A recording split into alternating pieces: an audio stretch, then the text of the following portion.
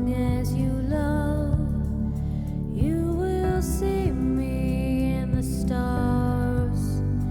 As you look up at the stars, I will be there. I'm Monica Charette, and this is Holding the Light. As long as you love, I will whisper in your ear. Little whispers you will hear. As long as you love. If you love the opening music to our podcast as much as I do, you'll be equally captivated by the beautiful story behind its creation and the famous musician who wrote and sings that song, who humbly shares how the deep grief of child loss transformed his life in more ways than one. I was moved to tears as the famous singer and songwriter opens up about the heartache of losing his daughter Jessie, shares his grief journey, and blesses us with a very personal, on-air performance of As Long as You Love, Scarlet Wings. We are so grateful you are here for this special episode as Colby and I hold the light with music legend and our friend in grief, Cidny Bullens.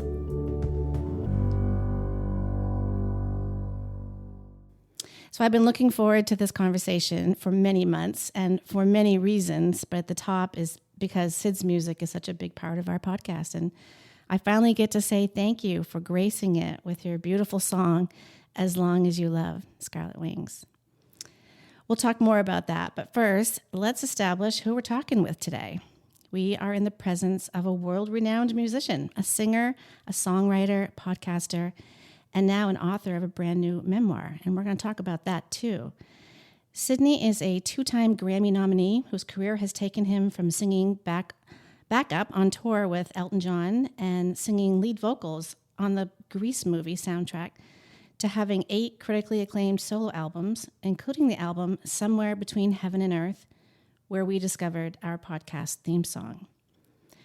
You're a music legend, but the personal tragedy of losing your daughter, Jessie, is very much a part of the person you've become and are today.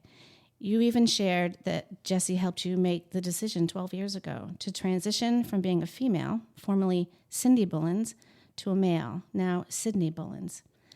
Lots to talk about there. So you've been interviewed a lot, and I've really wondered if you have ever been given the opportunity, specifically, to just talk about your grief. I have actually, because in the beginning, after Somewhere Between Heaven and Earth, of course, after that record was made back in I wrote the songs from 1996 through 1998. And then the record came out in 1999 on a global level, which was a whole other experience because I didn't write it for that. But I did have a chance many years ago to really talk about my grief and to stand in my grief and to share with others, both bereaved parents and bereaved families and people who had not experienced our experience. And I feel very grateful that I had a workshop at one time, which I did at colleges and universities and for professional groups like pediatric nurses associations and palliative care doctors and things like that, that was called Grieving Out Loud. And I felt very grateful and honored in the sense that, you know what I mean, to talk about my daughter, but to talk about my own grief. It was grieving out loud. I said to my then husband, Jessie's father, after she died, I won't be silent about her death. Good for you. I just won't be. And now I didn't know what it meant at the time. I did not know that I would write songs. I really felt my life had ended and I had another daughter to take care of and to be there to parent as well as I could. But I really didn't know what it meant, but I knew that I was not going to be silent about her death. As we all know, our children, our siblings, are still alive in us. They live on. They don't go away. The physical part of them goes away, but they do not. And I knew that I was not gonna, I'm gonna say this term, and I don't think I've ever said it before, but play the game that everything's okay, because it wasn't. It still isn't. But I'm okay now, but I'm okay in the sense that I've done what I've done. It's been a long time. It's been 27 years. So I'm okay, but it's still not okay. Yeah. But anyway, yes, the answer is yes. I was really privileged to talk about my daughter and about my grief, and made a record about it, which is my legacy. I really believe that Somewhere Between Heaven and Earth, the album with those 10 songs, is, to me, the greatest part of my legacy. Now, I'm still alive and I'm still creative and still doing stuff, but that to me really defines my life in a way. So this opportunity today with you, I'm really honored to be here, because I don't get the chance to do this very much anymore, where I can talk about my daughter and my grief. So I'm happy, not happy, but I'm happy to be here. Yeah, well, we're very honored and happy that you're here with us today, too.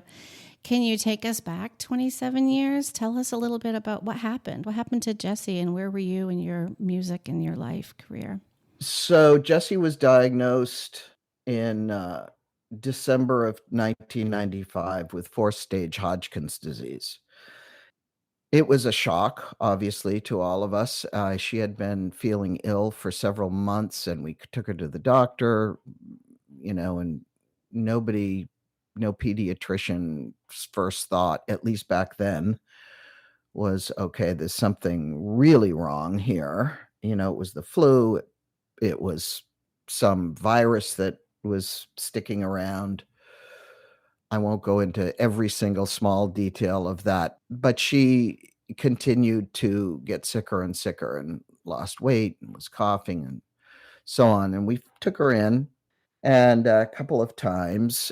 And then Dan took her in one day to the pediatrician and said, I'm not leaving. This is like 2 days after I had taken her in. And he said, I'm not leaving until you find out what's wrong, because they kept coming up with like anemia and all kinds of stuff. And so they ordered a chest x-ray, and I took her in the next day to get a chest x-ray, and her lungs were filled with tumors. And that's when they took her in. And a week later, she was diagnosed with cancer. And they started a protocol, but it was up and down. And finally, the cancer came back in February, and she started another protocol. And during the protocol, she died on March 23rd. And there were plans to go get a stem cell transplant and all that stuff. And she never made it. So she died during treatment of what they say is encephalitis, meningitis, very suddenly.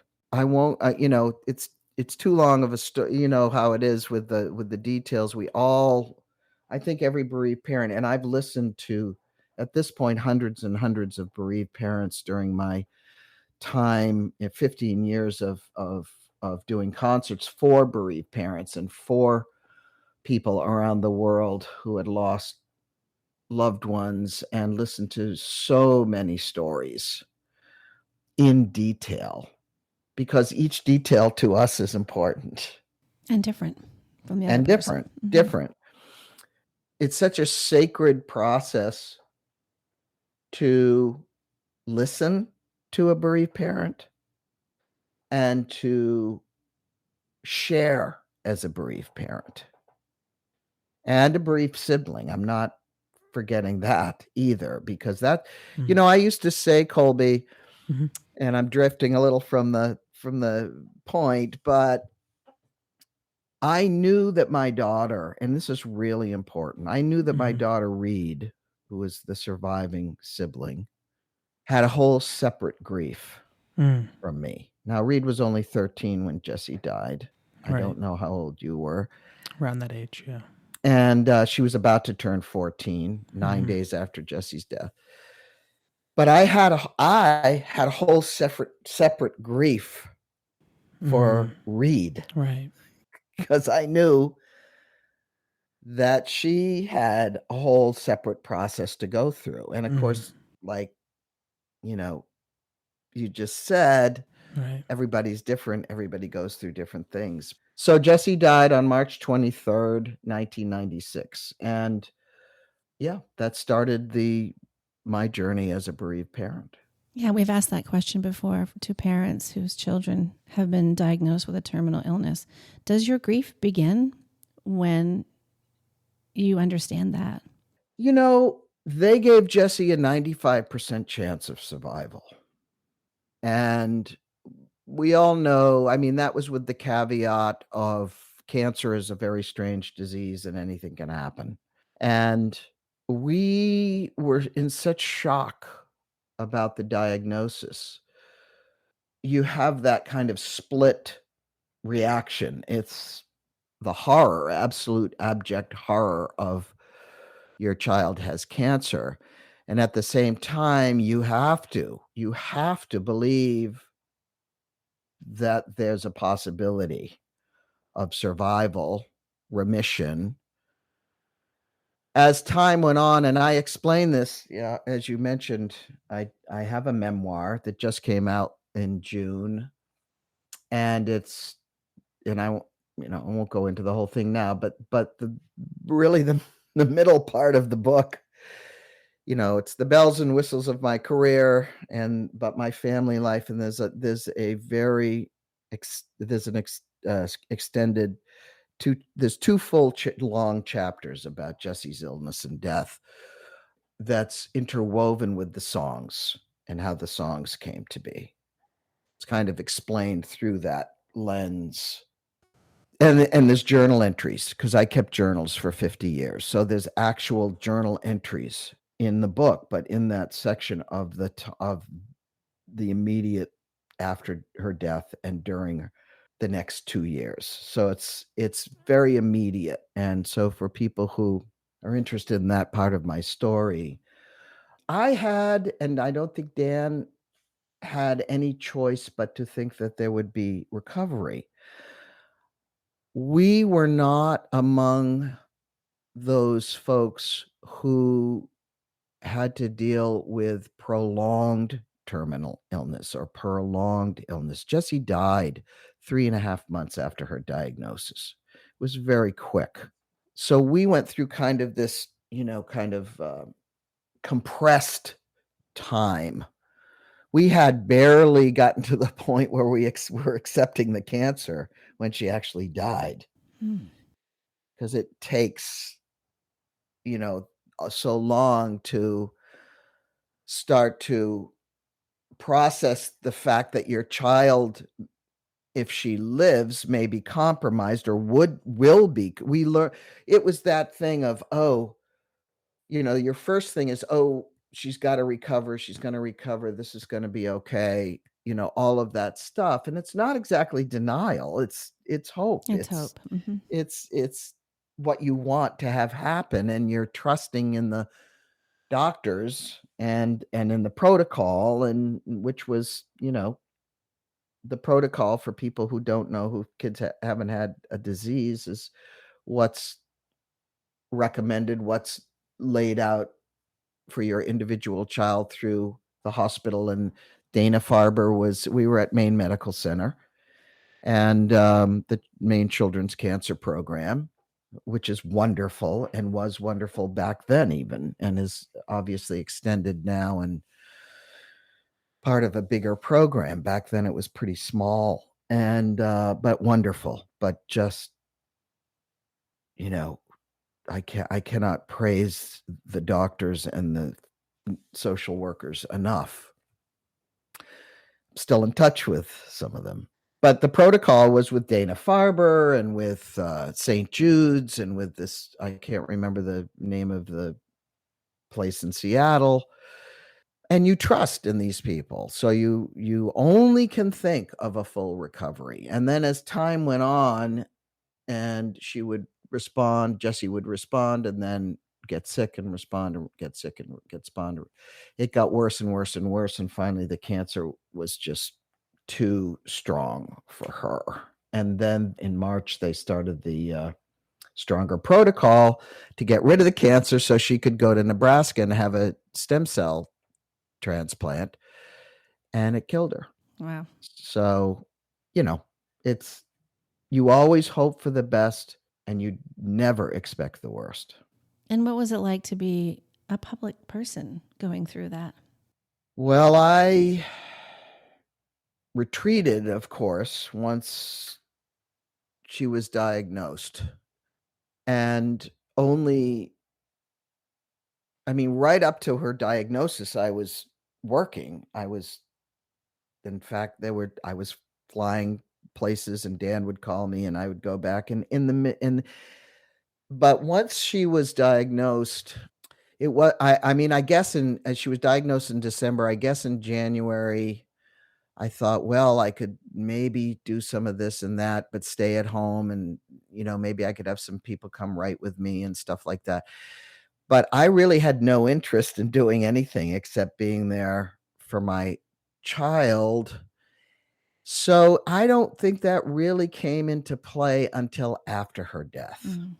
And then after her death was when I didn't plan it either. It wasn't until, and if you want me to stop and not go on to this part of it, I can do that. But after about 3 months after her death, I wrote Somewhere Between Heaven and Earth, the song. And that was the first thing. It wasn't public. In fact, it was very private. But that was the first thing creatively that I did. And then that led to everything else. And that whole story is long. and I will say this, and it's not about being public, it's about being creative, that music did save my life. And those, we could get into a whole esoteric conversation about Jessie on the other side, and maybe we will and maybe we won't. But she definitely, I say in the book that she became the prow of my ship. And she did. And she still is, apparently. She shows up, let me tell you. Did the words come easily to you, the music? Yes. That was one of the, I want to say the word that comes to me is magical. One of the magical things. I don't know if that's the right word now. I don't know if I've ever used that for this conversation, but there's a story around the writing of that song, Somewhere Between Heaven and Earth, and it doesn't change anytime I tell it. And the story is that I was wandering around in Dan and I were separated at the time of Jessie's death, my husband and I, my ex-husband. And I was living in an apartment in Portland, and I was walking around aimlessly, just wandering. I did a lot of wandering after her death, inside and outside. And I saw my guitar. I hadn't picked it up since her death. It was about 3.5 months after her death. So it was sometime in June. And I picked up my guitar and I picked it up because I wanted to feel it. My guitars, to me, they are not just inanimate objects. They're alive in a sense. And so I wanted to feel the wood and the string of my guitar. I just wanted to hold it. And because it was something familiar. And Reed was in school. Dan and I were separated. I was alone at the time. Dan and I got back together. That's another story. Well, at a time when you already feel lonely. Yes. When I'm already bereft, Mm-hmm. Devastated. We don't have the words, do we? There are no. The words don't you can say them, but they don't describe the true feeling of that time right after you, and for a long time, your child dies. And so that emptiness, that blackness, the bleakness, the hole in the universe. And I picked up my guitar because I wanted to feel something familiar. And Somewhere Between Heaven and Earth, the song, the word I use, which I haven't changed in 25 years, is emerged from my being. It emerged. It came out. I didn't think about it. I didn't say, oh, I think I'm going to write a song. I didn't say, what will the lyrics be? What's the music? I didn't have a thought. It just came out.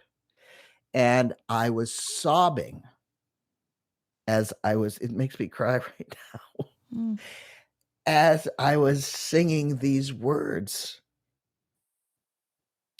to Somewhere Between Heaven and Earth, all at once. Now, in reality, it probably was over a period of an hour. I don't know. I don't really remember, because it was this out of body, totally in my body and in my soul, but also without me. And it came out, and suddenly it was there. The whole song, Somewhere Between Heaven and Earth. I cursed the night I watched you slip away. Wouldn't have done no good to beg you to stay. You were here beside me, and now you're gone. And I'm just trying hard to carry on. There's no rhythm in the rain. There's no magic in the moon. There's no power in this pain, till somewhere between heaven and earth I will see you again, or hold you again. I can't, whatever the first.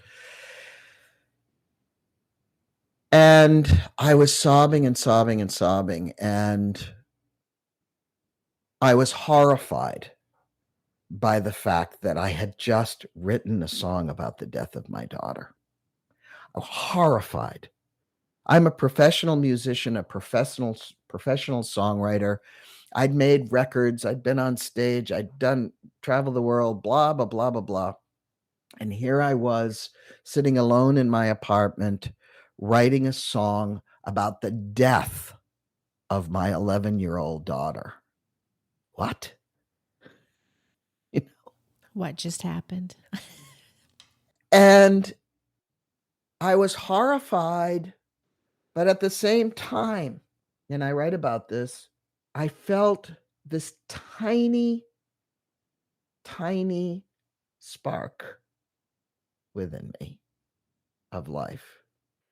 It didn't overshadow being horrified, but I noticed it. And I thought, okay, I've just written a song about the death of my own child.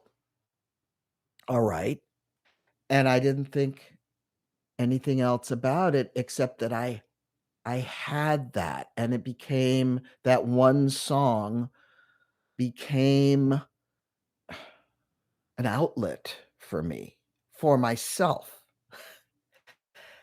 I didn't even play it to Dan.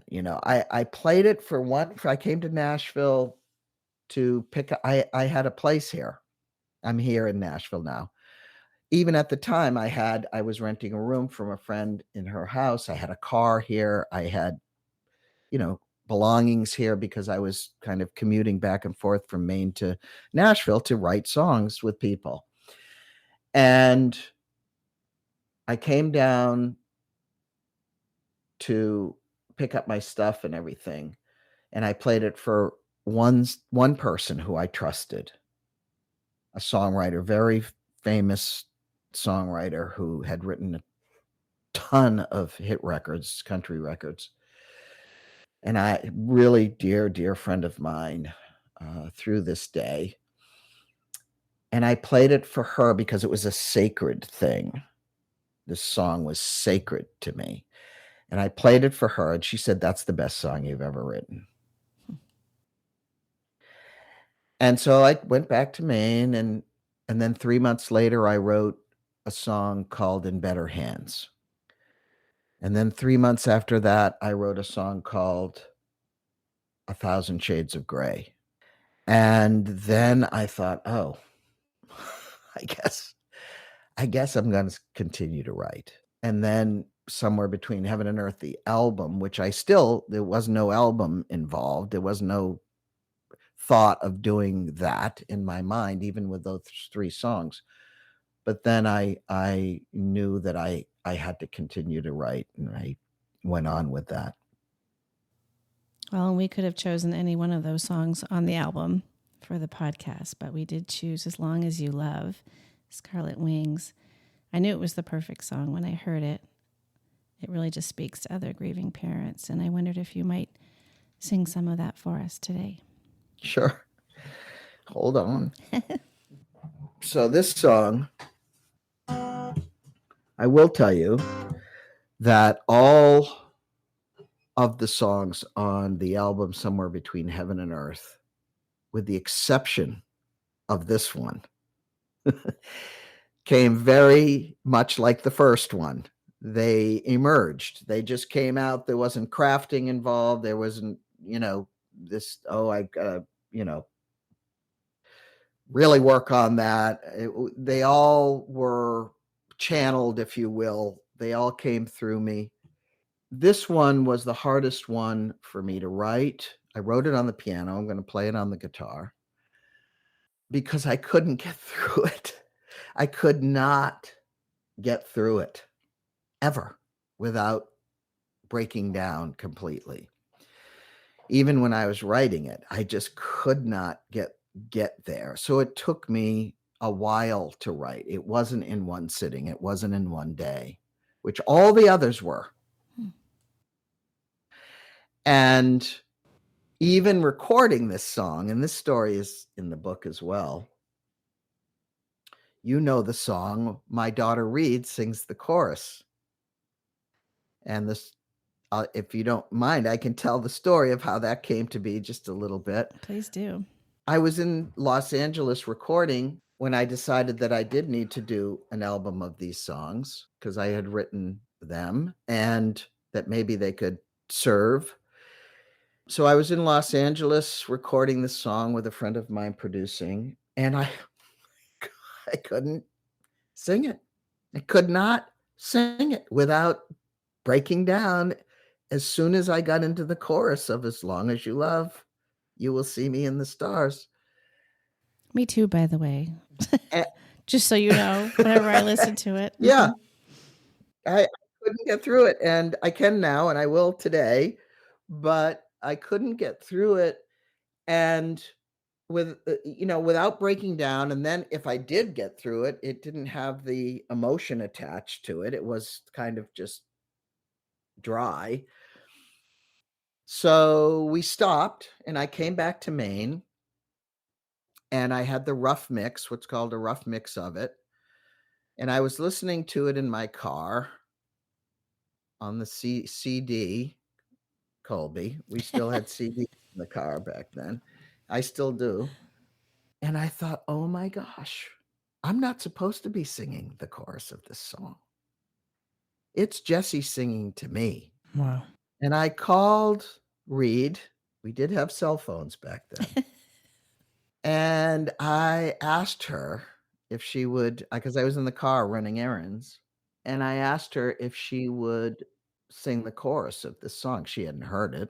And her typical 16-year-old, okay, fine. It was like nothing, like no big deal.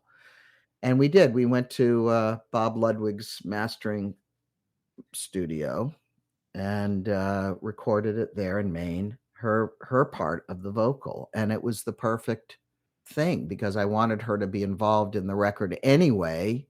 I needed her voice to be Jessie. And it turned out to be the right decision. So that's how that happened. My voice is a little different than it was back then. But this is As Long as You Love, Scarlet Wings.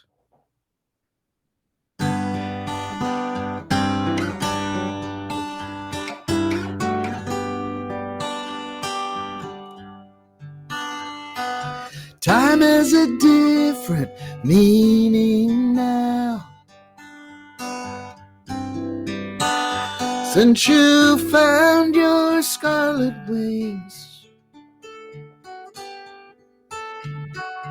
forever seems like yesterday. But only angels know these things. I can hear your voice sometimes at night, and it echoes through the day. When my soul cries out from missing you, I remember what you say.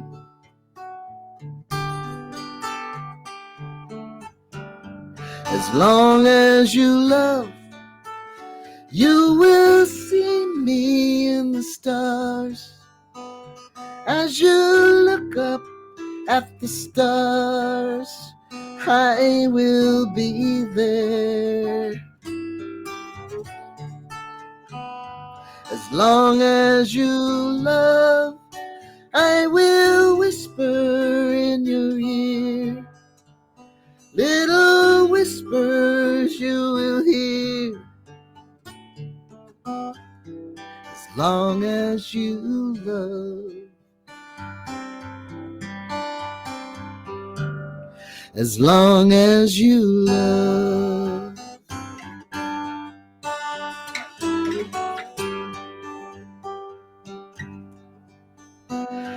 You are standing here beside me now,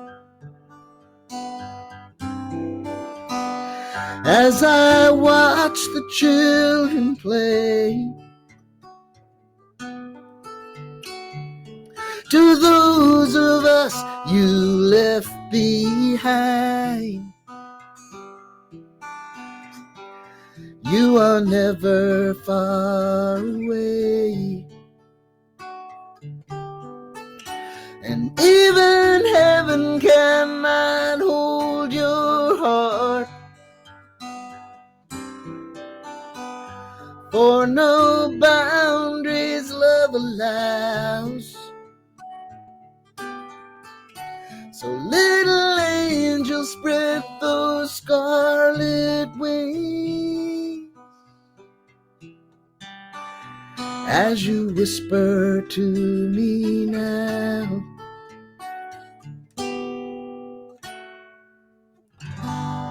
As long as you love, you will feel me in the sun, in the warming of the sun. I will be there. As long as you love, you will understand the rain.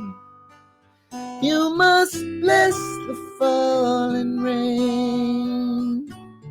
As long as you love.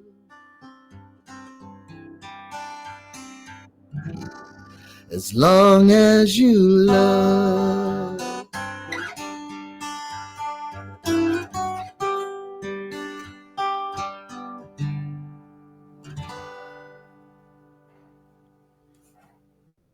That was absolutely beautiful. Thank you so much for performing that for us. Thank you. Thank you. Well, I cried completely through that. That was so That was really touching. amazing. Just breaks your heart wide open. It really does. Yeah, I haven't sung that for a long time, so you gave me the opportunity to do that, and I appreciate that. You know, all the bugs in it and everything, but Oh no. No. So I know our listeners will connect so much to hearing you sing those words. thank you. I just want to, right before you sang that, actually, Cidny, you had mentioned something about how maybe our listeners might notice a little bit of a change in your voice from the version that we play, which is recorded. As I understand it, around 15 years or so after Jesse's passing, you began your transition from a woman to a man. I was wondering if you could reflect on where you were in your grief journey at that time, as well as maybe reflecting on it now, transitioning where you are currently and how that came to be and your perspective on it.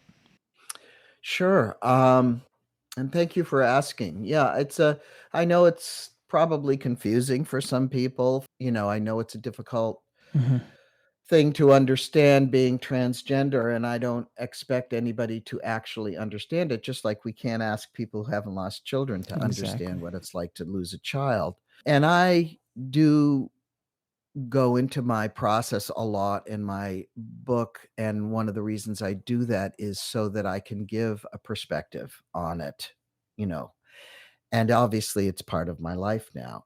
So in 2000, exactly in July of 2011, a friend of mine called me up and told me that she was now a he and had transitioned. And this person had moved away from Maine a couple of years before, and I hadn't been in much touch.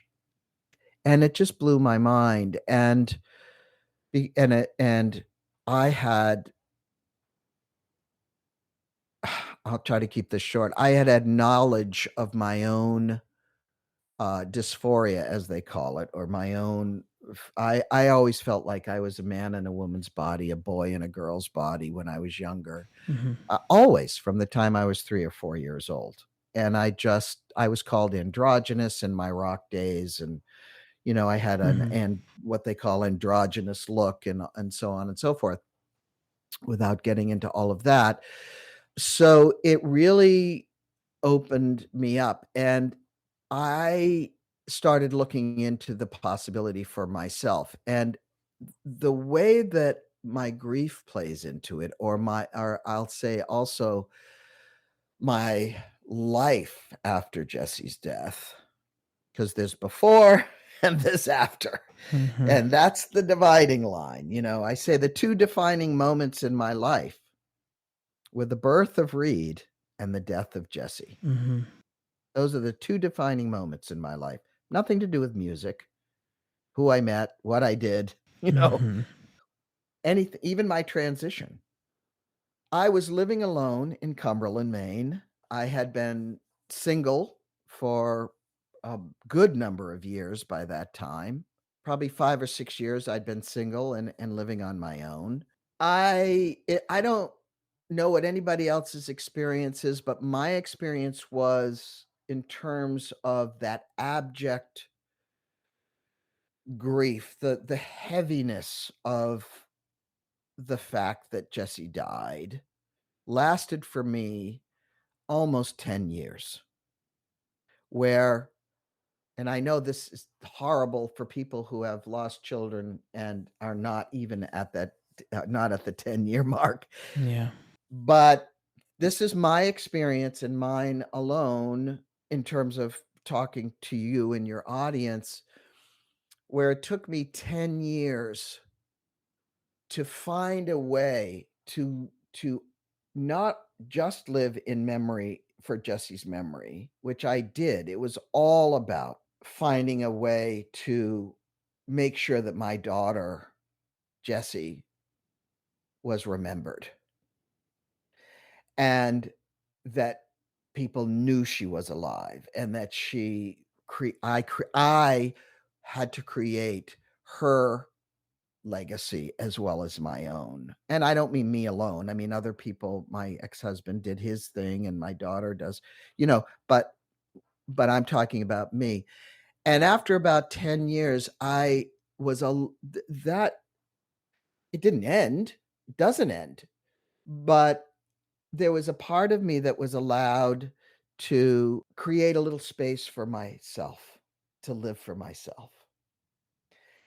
And I felt that. I was single. Reed was married at the time, had already had a child, so she had her own family. She was across the street from me.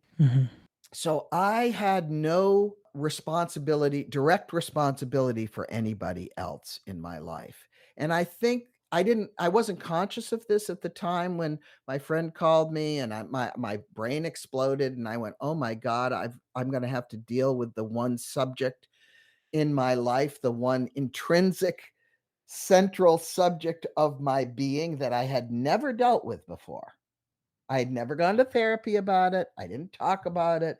My people didn't really know it about me. I mean, a few select friends knew that that's the way I felt, but I'd never fully dealt with this part of myself. And it's not even a part, it's all of It's me. you. Yeah. So at that time, getting back to where I was in my grief, I feel that there was a little opening for me to look at me and what I needed to do for me for the rest of my life. Mhm. That wasn't attached to the death of my daughter. Mm. And there was this little opening. In that sense, I want to say something else about it. That's one part of it. Mhm. The other part is that when I thought about transitioning and literally putting a bomb in the middle of my life as a public figure, as somebody who was pretty well respected in my community, who did a lot of charity work, who did this, that, and the I knew that if I decided to go forward with transitioning, I would be putting a bomb in my life, in the Mhm. middle of my life. But you know what? The worst thing that could possibly happen to me had already happened. Yep. So in that sense, Jesse's death was a kind of freedom. I talk about it in my song Better Than I've Ever Been, which is on Somewhere Between Heaven and Earth, which really was my wish for myself. I didn't feel that at the time I wrote it, where I said, maybe I can be Mhm. better than I've ever been. Maybe I laugh louder, cry harder. There's a curious freedom rising up from the dark. There really wasn't back Yeah. then Right. as much as there would be, but it was kind of a premonition or a wish for myself that someday this would make me a stronger person and obviously a better person, meaning more caring, more creating more, contributing more to the greater good. Mhm.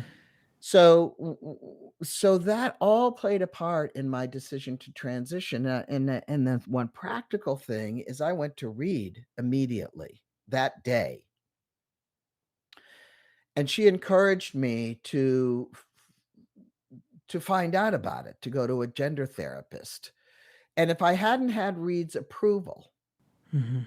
I wouldn't probably have transitioned. Wow. So it was both of my kids. Yeah. The subsequent stuff to read, it's hard to watch, I mean, that's a whole different subject. Right. She had to go through grief of losing her mother as I was. So that's a whole nother, Right. it's very complex. I feel for my daughter. She hasn't had I'm sure. the easiest journey in this life, but Mhm. who has? Right. Who has here? And in many ways, she's also gone through one of the worst possible things already. She Absolutely. just wants to see you be as happy and comfortable in your own skin as possible, Right, despite but the difficulties that come with that. That's right. Yeah. So she encouraged me and then had her own issues with it because she was losing me, Right. as I was when I started to physically change. But and she's fine. We're fine, I mean, it's been a Mhm. long time. So when you ask me what my grief had to do with it, it really was the opening after 10 years. And I guess it was 12 years after Jesse's death, but I was in a place where there was an opening for me to look at myself and what I needed to do for me. Very similar to the opening that you had when you wrote the song. Yeah, I mean, this is the gift that I've been given a lot of gifts in my life, and if I can look at them at gifts and not as challenges, although they all are. Mm. I have a tendency to look at the worst sometimes and not the best, and I have to kind of reflect and go, "Oh, wait a minute, that was a total gift," you know. Mm. But Mhm. yes, the opening, I've been blessed, totally blessed in my life. Even, to hear a bereaved parent say that is that dichotomy, of the worst possible thing happened and happening, and then but this is why we're sitting in these 3 little rectangles here. It's what do we do with that? Mhm. It's how do we move forward in that? Do we stay in bed with the covers over our heads? And I don't judge anybody who does. Right. Some days you Yeah. need to do that. And some days you need to do that. I have no judgment on that, Mhm. or however anybody handles it. And I used to tell people would come up to me when I did these concerts, which I did for 15 years for bereaved parents and other organizations and colleges and university, all about somewhere between heaven and earth, surrounded by that and the human aspect of grief. And people would come up to me, other bereaved parents, and say, I could never write an album. I could never write a book. I could never, you know, do what you've done. And I would say to them, you don't have to, you Right. know. It's I feel, and I really, really feel this, that everything that we do in memory of our children or for somebody else is of equal value. Mm. It doesn't matter whether you're baking cookies for the local charity. It doesn't there's just because I'm a public figure Mhm. and I do things big, which has always been my way, know, I guess, it's what I was given, Mhm. and believe me, I don't always wanna do it. I'd like to hide sometimes and not ever be seen again. That's not my path. It's not my calling, but I believe that every single thing we do is of equal value when it comes to honoring our children, when it comes to being of service to others, bereaved parents or organizations, Mhm. whatever we do, that it's all of equal value. In terms of my transition, I feel that it's really important for me to be a spokesperson. I Mhm. am a trans elder now, and I think my story is important because I am older. I have been through so much in my life. And so, like what I did with Somewhere Between Heaven and Earth in terms of my story with Jesse and the grieving out loud and being public about my grief and not being silent about my grief, I have to do the same thing now in terms and have been doing the same thing as a transgender person. Mhm. Again, as I said earlier, I'm not asking anybody to understand what it is to be transgender any more than I ask people to understand what it's like to lose a child. But I'm also asking you not to dismiss it out of hand, Mhm. just like you don't want somebody to say to you after you've lost a child, "Well, there's a reason for everything," or, "Are you okay now?" You know?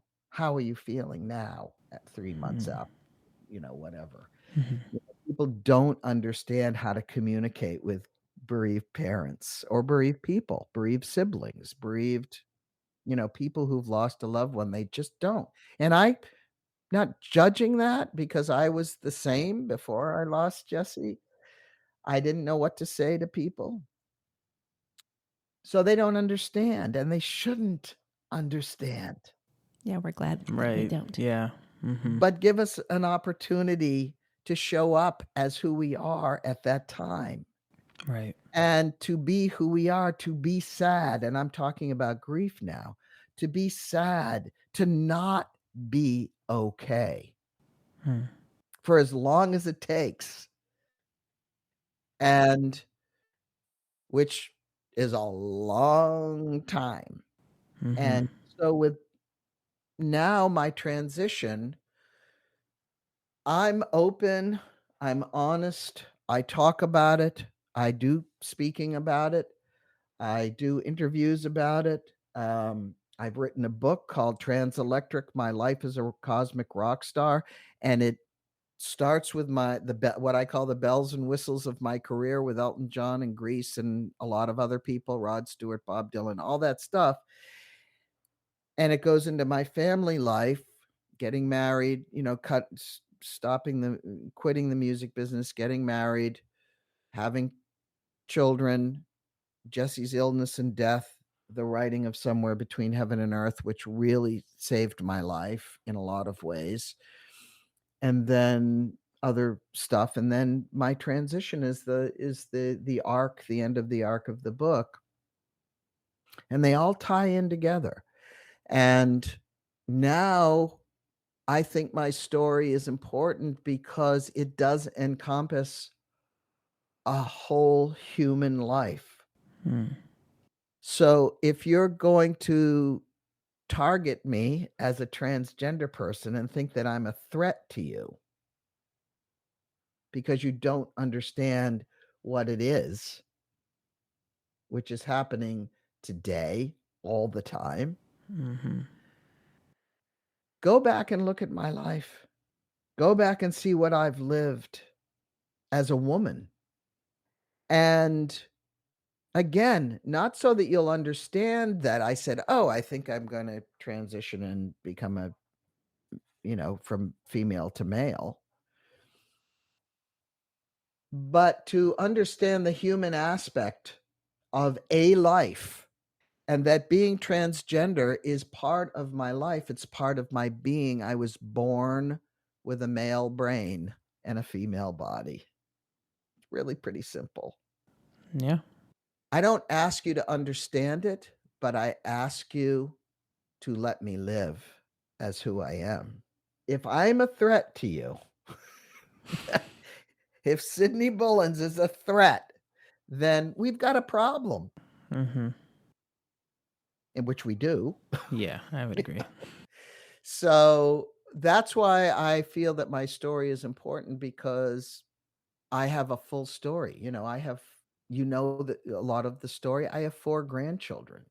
I live my life as who I am authentically.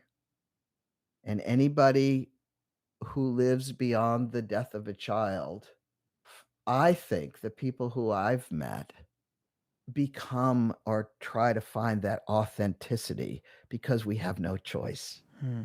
We just have no choice. How do we go on in this life without that? Earlier on, and not that this pivots too far away from my earlier question, but earlier on you had talked a little bit about Reed and how she had been 13 at the time of Jesse's passing. I had been 15. And I know I've talked a lot to Mom about this in particular. At that moment, there's maybe a few moments of gray area between, with Jesse and without Jesse. How long did it take for you to process how it might be? Because you had also mentioned at the beginning of the podcast how you were also grieving for, what Reed had been going through at that time and her own sadness. How did you approach parenting, immediately following that? And how have you approached it throughout that 15 years before the transition? What I say is that Reed lost her sister and her parents as they were at the same time. Mm-hmm. And that's part of the separate grief I have for her, because Dan and I'll only speak for him in the sense of we were just their parents, Mm-hmm. Jesse and Reed's, because he has his own story. We couldn't be the same people. We weren't the same people. We weren't. So as siblings, and I'm not going to speak for you, but for us, I could not be who I was. I was in grief, and so was Dan. Now, we did the best we could. Right. And I'm not saying that as an excuse. I'm saying we did the best we could. You know, we were separated at the time and on the verge of divorce when Jessie got sick. And about 6 months after her death, I moved back in with him, and we stayed together as two parents, as loving parents as we could be, to Reed until she graduated high school, and then we did get divorced. But we stayed together throughout her high school years, and I can only say we did the best we could. Reed has her issues in life, and she's older now, and she's 41. She has 4 kids. She's got a lot of issues from just who Dan and I were in the first place. And of course, her whole life was shaped by adult life was shaped by Jessie's death, and she denied it. She was in full denial for the first year after. She wouldn't even, you couldn't talk about it. She wouldn't go to therapy. She wouldn't, So it took her time to integrate Jessie's death into her life.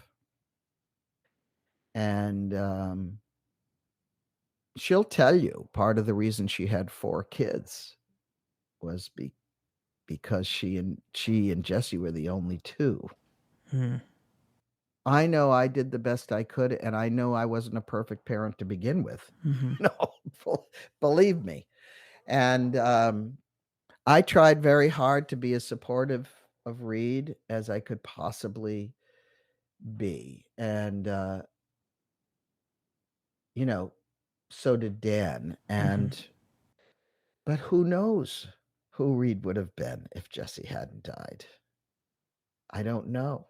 I don't know who I would have been. So that opens up a whole can of worms. Right. Who would we be as people? I don't know that I would be as a compassionate person as I feel that I am today or want to be.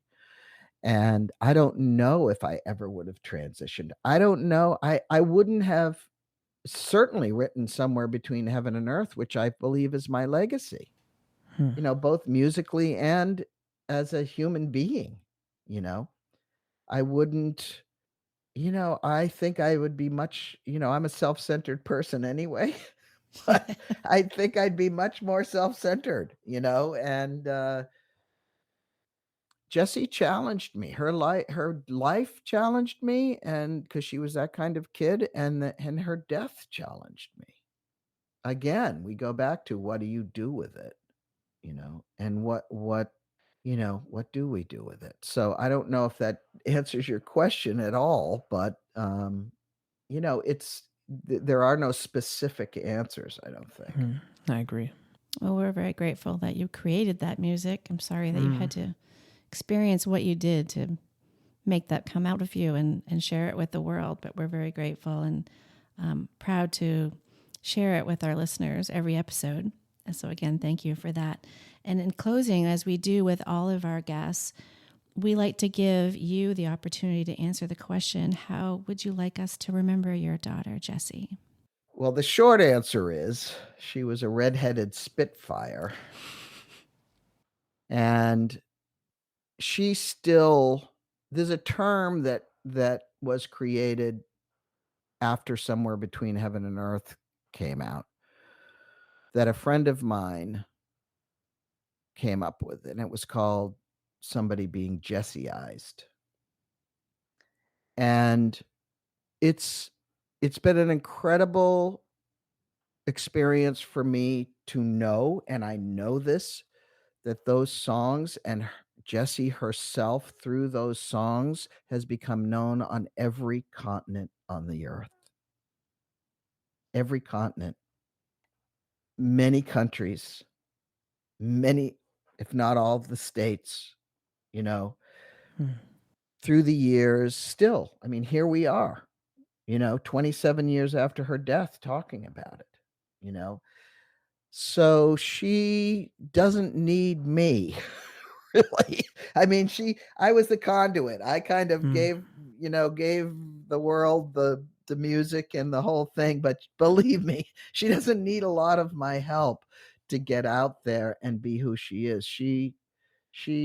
It was a redheaded Spitfire, and her Scarlet Wings still fly, and she, believe me, still has influence over my life from my wife. That's a whole nother story, came through Jessie. And you can read about it in the book, We can't wait, Transelectric, actually. My Life as a Cosmic Rock Star. It's available everywhere. And I'll be, I don't know when this is going to air, but I'll be doing book readings around the country. I love that. So I want people to remember her as a redheaded Spitfire who changed the world in her way. Yes. This is really such a powerful story, isn't it?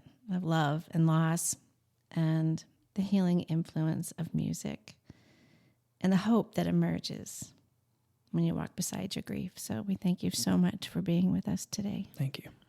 And I thank you. Thank you for doing what you're doing. As long as you love. Thank you so much for listening.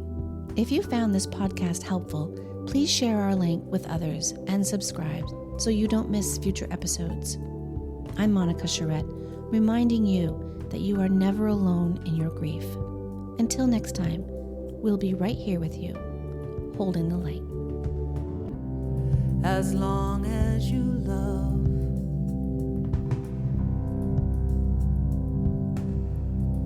As long as you love.